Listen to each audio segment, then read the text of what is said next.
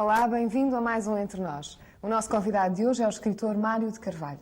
Mário de Carvalho, obrigada por ter aceito o convite. É um prazer conversar consigo. Obrigado, Bel. Muito obrigada. Que lugar é que a literatura ocupa na sua vida? Lugar cimeiro? Sim, sem dúvida que é um lugar importante. Desde há alguns anos para cá, eu praticamente dedico-me ou à literatura ou a matérias que têm a ver com a literatura ou que andam muito próximo da criação literária, mas sempre da inventiva e da imaginação. É isso que me interessa e é isso que eu me dedico nem sempre foi fundamentalmente. assim, nomeadamente quando exercia a sua profissão de advogado. Até muito recentemente, segundo creio, até 1997. Formalmente, até 1997, porque de facto eu já me vinha desligando da advocacia desde muito antes e vinha reduzindo cada vez mais a minha atividade nesse campo. Porque comecei a notar que havia, de facto, já uma certa incompatibilidade entre a minha disponibilidade para a escrita e as exigências da advocacia. E quando é que nasceu essa sua disponibilidade para a escrita? Bem, nasceu cedo, mas manifesta-se em 1981, quando eu publico o meu primeiro livro, que se chama um conjunto de contos, que se chama Contos da Sétima Esfera. E durante muito tempo fui sendo um advogado que publicava livros e a partir de tal altura passei a ser um escritor que já foi advogado em tempos. E conte-nos um pouco dessa sua experiência, como era quando preparava certamente os seus casos de advocacia, dava por si com o pensamento longe, mais perto da literatura ou não? Não, de forma nenhuma, sabe que a escrita, os advogados escrevem muito e a escrita dos advogados é essencialmente uma escrita técnica. Aliás, como muito curiosamente, a escrita de cinema também acaba por ser... Necessita uma grande concentração. E uma escrita técnica. Sim, e tem os seus paradigmas próprios, os seus padrões próprios e a sua funcionalidade própria. E eu nunca tive grande tendência para misturar as águas. E separo sempre muito cautelosamente o que é da profissão, o que é da fantasia, o que é da vida e o que é da imaginação. E de maneira que essa contaminação de uma atividade pela outra nunca ocorreu. Nem sequer no sentido contrário, ou seja, nem sequer os casos e os assuntos que eu tratava no meu escritório vieram a ter grande influência direta, vieram a manifestar-se diretamente naquilo que eu escrevi, muito curiosamente. Portanto, isso é de facto curioso. Mantenho sempre, e acha que há uma razão para isso? As barreiras. Talvez porque a advocacia, do meu ponto de vista, fosse singularmente aborrecida e maçadora. E talvez porque os casos da ficção não sejam feitos exatamente com os casos da vida, mas sim com transfigurações de personagens que vão apanhando, de situações com que nos vemos confrontados, mas não é exatamente uma cópia da vida, é uma coisa inteiramente diferente. Se for ver um julgamento, por exemplo, o julgamento é qualquer coisa de aborrecido e de maçador e ainda por cima sujeito a regras e rituais que só os peritos, os técnicos compreendem. As pessoas vão ver o julgamento e pensam que estão a perceber, não estão. Tem um código próprio. Tem um código muitíssimo próprio só para especialistas. E altamente qualificados. E eu sei que há termos jurídicos que em língua portuguesa têm sentidos completamente diferentes. Sim, absolutamente. Há certos termos, como a palavra fungível, por exemplo, que só se usa em direito. E há outras expressões que, se forem retiradas desse socioleto do direito, acabam por causar confusão e não serem compreendidas. Termo repetir. Repetição. Não é? Pedir de volta. Exatamente. Tradição, que significa, precisamente, entrega. A tradição da casa, quando dizemos isto. Não é? Faz confusão às pessoas, mas trata-se de um socioleto, uma linguagem, enfim, técnica, própria para peritos, fechada. E desse jogo, por assim dizer, de palavras, também não extraiu nada para a sua ficção, para a sua literatura? Alguma coisa deve ter ficado numa qualidade que também é um defeito, que é na rapidez de escrita e na facilidade de engrenar as frases uma para as outras. Sabe que muitas vezes há prazos a cumprir e temos que escrever na advocacia muito rapidamente. Eu, uma altura em que tinha, só no fim de semana, fazer 5 contestações. Todos casos diferentes e de, enfim, pessoas cujos interesses tinham que ser assegurados e que me competia a defender. E era muito difícil, não é? Portanto, passar o fim de semana todo, no fundo, a escrever aquelas peças processuais com o rigor que elas exigiam. E falou de qualidade e defeito. atualmente na sua escrita? Sim, porque o escrever Que qualidades e é muito defeitos? depressa. O ser repentista, ao nível da escrita, é um defeito. É uma qualidade porque o texto aparece rapidamente feito, não é? Não temos que estar, enfim, horas estruturados sobre uma palavra ou sobre uma frase. Mas será um texto magro? Mas é um texto que depois pobre? É isso? sim, é um texto que depois precisa de ser reescrito sucessivamente. E é E isso o que grande trabalho de tem escrita falha. muitas vezes está na reescrita, a qual ocupa seguramente portanto, a maior parte do tempo de elaboração do romance. Trata-se de rever, de polir, sempre que se abre a pantalha do computador, depois aí temos nós uma palavra a mudar. Mário De Carvalho, forma mas que a o texto partir do definitivo, momento em quando o que... texto é abandonado, o texto definitivo em relação ao texto inicial, mostra uma enorme distância. Mas a partir do momento em que publica esse texto, já não o volta a reescrever. Sabe, eu estou como o Guerra Junqueira, que dizia quando eu publico um livro, é como se entregasse um filho à roda, como se eu entregasse ao convento e me visse livre dele. Portanto, nunca mais penso no livro. Obviamente sou sensível às recensões críticas, e às críticas que faço e aos comentários que façam, mas nunca mais o releio.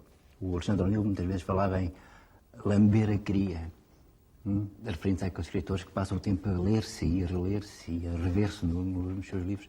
Eu não faço isso, eu não lambo a cria. A partir do momento em que ela nasce, deixo-a andar à solta.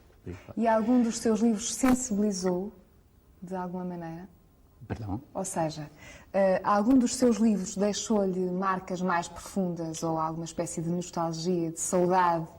Alguma relação mais estreita com algum dos seus livros? Sabe, eu tenho um livro que julgo que é um livro matricial, que é o livro de onde emergem todos os outros.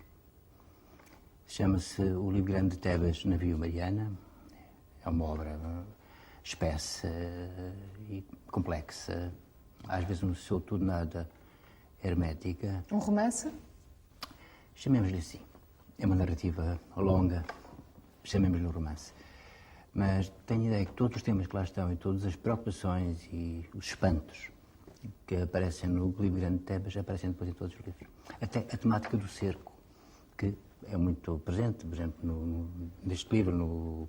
Este livro, Um Deus Passeando pela Brisa da Tarde, que foi recentemente publicado em França. Escreveram ontem a dizer que o livro tinha acabado de sair nas edições Christian Bourgois, em França. É o meu quarto livro em França, Broteram da Gallimard. E qual é a sensação de ter livros publicados noutras línguas, noutros países? Terá a pegar a minha memória. Mas é uma sensação agradável ou não expressa em si nada de extraordinário? Não sente nada de extraordinário? com isso? Sabe, é sempre interessante nós sabermos que está alargado o campo dos leitores. E muitas vezes recebermos de volta, não sei se posso dar esta palavra, mas enfim, é aquela que me ocorre, o feedback, não é?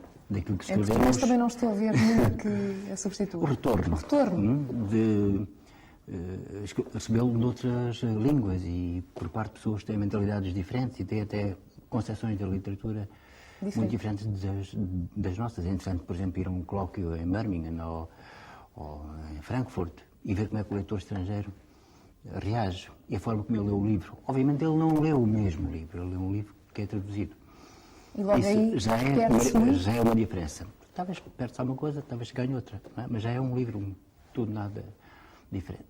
E o que os interessa e o que os atrai, ou pelo contrário, intriga, num livro acaba por ser diferente dos nossos leitores, afeiçoados um pouco à nossa vida e mais próximos de nós.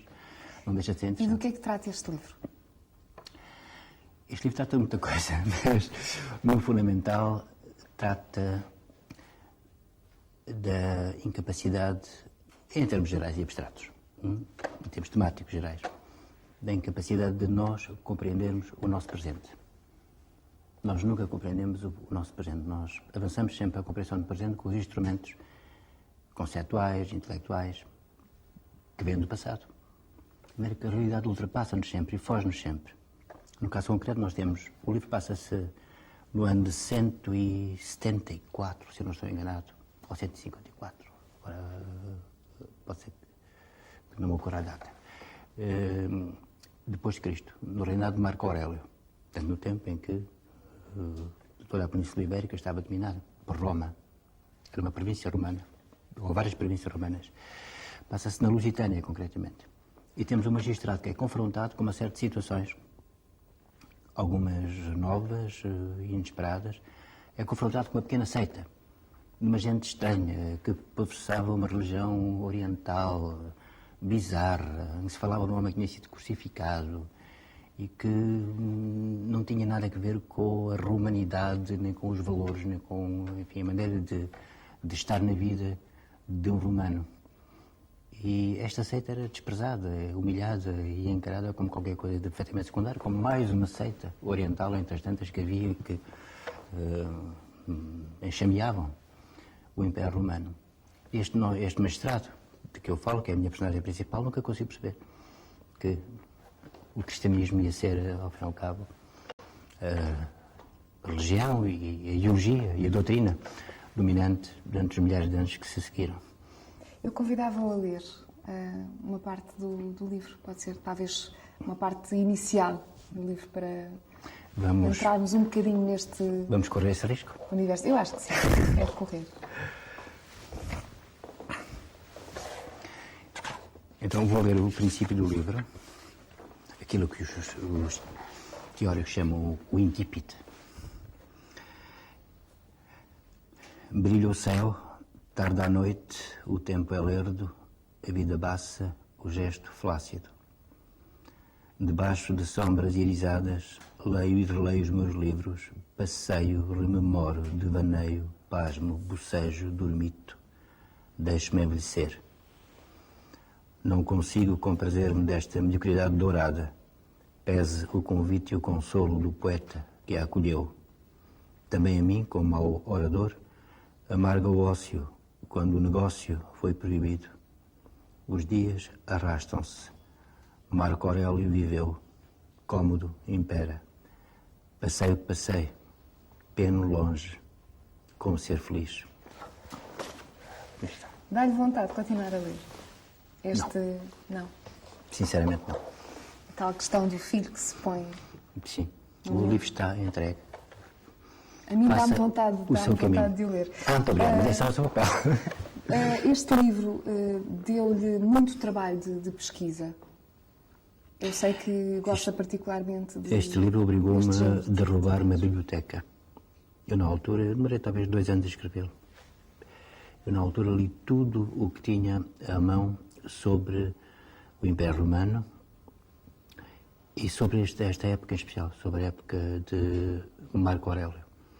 Mas quando digo tudo, digo os livros da minha biblioteca, dos meus pais, alguns dos meus amigos, desde o pequeno álbum em que nós vemos como era feito um objeto, como era feita uma arma, até ao Renan, não é?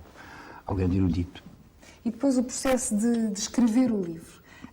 Tem horários, não tem horários? Escreve a qualquer hora? Como é que é o seu dia-a-dia de escritor? Eu estou cada vez mais esquisito. O que é que isso quer dizer? Quer dizer que antigamente escrevia com mais felicidade em qualquer lado. Aqui há 20 anos eu vim-me escrever facilmente num café, até numa reunião. Por exemplo, aquelas reuniões maçadoras, uma pessoa ia tomando umas notas e lembro-me de estar a escrever umas personagens que desciam umas escadas durante uma reunião política. Mas hoje preciso que toda a gente esteja em sossego. Que todos estejam deitados, que haja pouco ruído e que eu possa estar concentrado e sem nenhum estímulo que me distraia e perturbe. Isso acontece lá a altas horas da noite. Tem mais dificuldade, não tem a ver com vedetismo, certamente? Não, de forma nenhuma. O que tem a ver é com uma menor capacidade de concentração devido à idade e talvez com uma maior exigência da minha parte em relação à escrita. Lembra-se de eu dizer há bocado que desconfiava muito da escrita rápida. Não é? Talvez eu há 20 anos, sim, eu tenho certas polícias à minha volta quando escrevo. Aqui há 20 anos talvez me deixasse levar mais facilmente pela escrita. E agora tem necessidades de uma escrita diferente, uma escrita mais maturada, talvez? Sim, que perdeu alguma coisa em espontaneidade, mas espero que tenha ganho em maturidade. Se perdeu em frescura, mas deve ter ganho em espessura, espero eu. Está mais equilibrada, portanto? Quero que esteja. Escrever para televisão ou para teatro é muitíssimo diferente. Absolutamente. Consegue esta versatilidade? Sabe, há quem diga que os escritores são um bocado esquizofrénicos, não é? Se eu consigo separar muito bem as águas em relação à vida real, em relação às outras escritas, digamos assim. Aqui também tenho a ideia que consigo facilmente limitar os campos. Isto é, quando estou a escrever para se fazer, a escrita para teatro, a escrita para cinema, a escrita para ser feita, mais do que para ser lida, tomo em conta o meio a que o texto se dirige. Isto é, sei onde estou, procuro saber sempre onde estou e não deixar que a literatura, por exemplo, ou a literatice venha contaminar a escrita de teatro ou a escrita de cinema. O que é a literatice? Pode ser uma tendência ornamental, por exemplo, num texto didascálico, ou seja, num texto que dá instruções de teatro, instruções de cena, por exemplo, que se quer sempre curto, comprimido, conciso. Há muitas regras para a escrita, nomeadamente para o romance, para o conto. É verdade que na primeira página, no primeiro capítulo, tem que constar uma série de referências de ações para o romance ser interessante, ou isto é tudo teoria e na prática o Mário de Carvalho não... Eu acho que temos que distinguir... Não liga a estas coisas. Dava-nos para estar aqui horas a conversar sobre isto. Mas eu penso que temos que distinguir entre, na escrita de teatro e de cinema, um conjunto de noções empíricas, às vezes mas puras máximas, que se foram acumulando, e um conjunto de considerações práticas que vêm já desde há 2500 anos e que começam talvez com a poética de Aristóteles sobre o desenvolvimento da ação, da tragédia ou do drama, e as regras normativas imperativas que muitos tentam imprimir à própria escrita do conto e do romance. Penso que uma coisa é a análise que se faz depois e outra coisa é nós estarmos a tentar escrever o que quer que seja com base numa espécie de receita, não é? Ou num caderno de encargos. No seu Se a caso, escrita de cinema e a de teatro devem beneficiar dessa reflexão que foi feita, eu devo dizer que sou muito crítico. Eu até já fiz uma paródia disso, num livro chamado Era Bom que Trocássemos umas ideias sobre o assunto. Eu parodio um pouco essa chamada escrita criativa, que eu penso que só é útil na medida em que ajuda as pessoas a lerem os textos e a discuti-los. E se a escrita criativa formar bons leitores, bom, então já tem um papel benemérito e merece ser acolhida. Mas agora, não creio que a escrita criativa seja capaz de, alguma vez, de formar algum bom romancista ao ou um fim e ao bom cabo, ser contista, sequer. formatada. Não, porque a boa literatura escapa precisamente a isso. Escapa precisamente às formatações. E a esses conceitos. E às regras e aos imperativos. Dizem da sua escrita que é irónica, humorista e algo acutilante. Concorda? Estava a pôr numa posição um bocado difícil porque o observador obriga-me a fazer uma apreciação sobre aquilo que eu escrevo. E não gosta de fazer. Agora, devo dizer uma coisa, é que eu aprecio muito o humor. E até verifico esta coisa muito curiosa, em pouco se fala. Grande parte das grandes obras de literatura universal, daquelas que ficaram e ficarão para sempre, e para não ir mais longe, eu falo no Dom Quixote, por exemplo, são obras humorísticas, são obras que fazem rir. Mas podemos passar ao Gogol das Almas Mortas, por exemplo, ao Jonathan Swift, ao Sterne, ao Lawrence Sterne, do Tristram Shandy, ao Jacques Fataliste, do Diderot. São obras que fazem rir. Fazer rir é tão difícil, é tão complicado. Eu poderia dizer quase que é nobre. Se ligarmos a ideia de nobreza, não é? O mais elevado, à ideia de dificuldade e porque é difícil, esforço. precisamente? Eu penso que há uma grande nobreza, não é? Nessas grandes obras como o Dom Quixote ou o Tristram Shandy, que nos fazem rir, e às vezes fazem rir muito.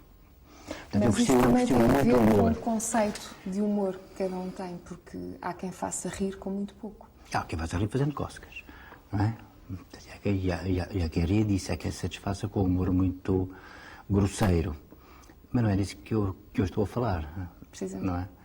Não é, enfim, do humor do palhaço que tem um balão no traseiro e depois ou por exemplo, o balão rebenta, não é? Esse tipo de humor fácil e, portanto, grosseiro.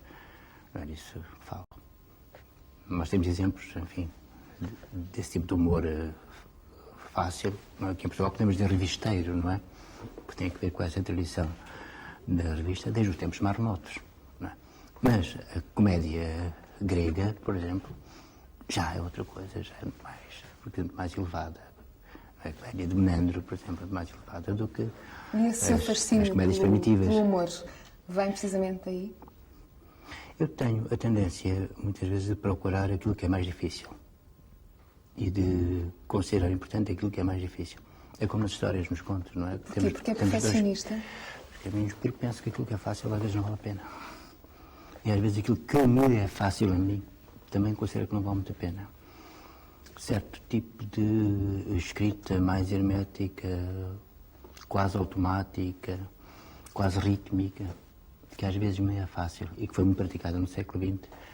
Por exemplo, eu ponho um pouco de lado porque considero mais difícil construir aquela ação com princípio, meio e fim, uma certa duração e personagens que interagem uns com os outros de maneira a irem-se modificando no decorrer da história. Está a ver? Penso que isto é muito mais difícil. É muito mais difícil nós conseguirmos uma história com princípio, meio e fim do que, enfim, fazermos um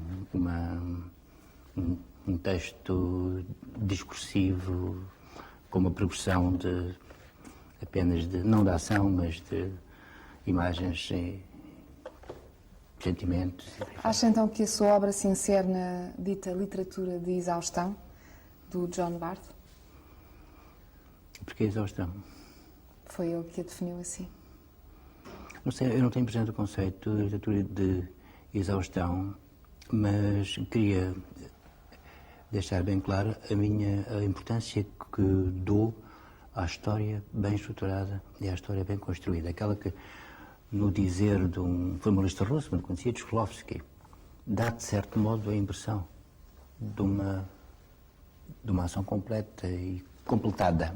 Penso que isso é muito difícil de fazer, tal princípio, meio e fim aristotélico. Essa então é a arte de contar. É a velha arte de contar. É a velha arte de contar contra o qual boa parte do século XX se revoltou. Pegou em armas e lançou aquilo que se chama a Jacquerie, não é? A revolta dos pobres. Como é que será o século XXI? Contar. Penso que temos que fazer uma literatura diferente no século XXI, que não será seguramente a do século XX. No seu caso? As propostas teóricas do século XX caducaram. São Sócrates hoje, todo o experimentalismo do século XX já morreu. Já tem mais de... Bem, já vai nos 50, 60, em certos casos 100 anos ou mais. Porque ultrapassa o próprio século XX e entra para o século XIX adentro. Mas penso que temos que encontrar formas novas para o século XXI, que não serão nem este século XX nem este século XIX. Serão uma outra coisa qualquer, que tenha em conta as novas realidades, tenha em conta até, enfim, as próprias novas formas de... Na sua escrita, dá porque... Não sei muito bem como não sou escritora, no processo de escrever, escreve certamente horas a fio, dá por si a escrever coisas de uma forma pouco consciente? Ou não? Isso um pouco ligando à conversa que estávamos a ter, de tentar criar novas formas para o século XXI. Mas olhe, num livro, O Grande de Tebas, na Via Mariana, que falámos há pouco, há vários estilos e há várias vozes. E algumas dessas vozes falam sem uma grande mediação da racionalidade, digamos assim, sem uma grande mediação racional. Elas vêm, não sabe bem de onde. Portanto, há algum automatismo que funciona e é como se o subconsciente, não é, estivesse, de vez em quando, a vir à tona, através da linguagem. Portanto, isso disse para mim não é muito complicado, não é muito difícil de fazer. Pode parecer estranho eu tento dizer isto. Complicado é o resto, é o trabalho artesanal, a técnica, não é? A reescrever. Sim, de estar horas a apurar qual é a frase correta, qual é a palavra exata, qual é a mais expressiva, seja-me perdoada a expressão, não é? Mas aquela expressão, aquela frase que melhor, não é, vai sugerir aquela situação ou aquele ambiente e que melhor vai funcionar. Aqui ligamos a noção de eficácia. é funcionar junto ao leitor para que ele também faça o seu livro. Humberto Eco dizia que o texto é uma máquina preguiçosa. Alguém precisa de atuar sobre a máquina. O leitor tem que ajudar a máquina. O leitor faz, de certa maneira, o livro também.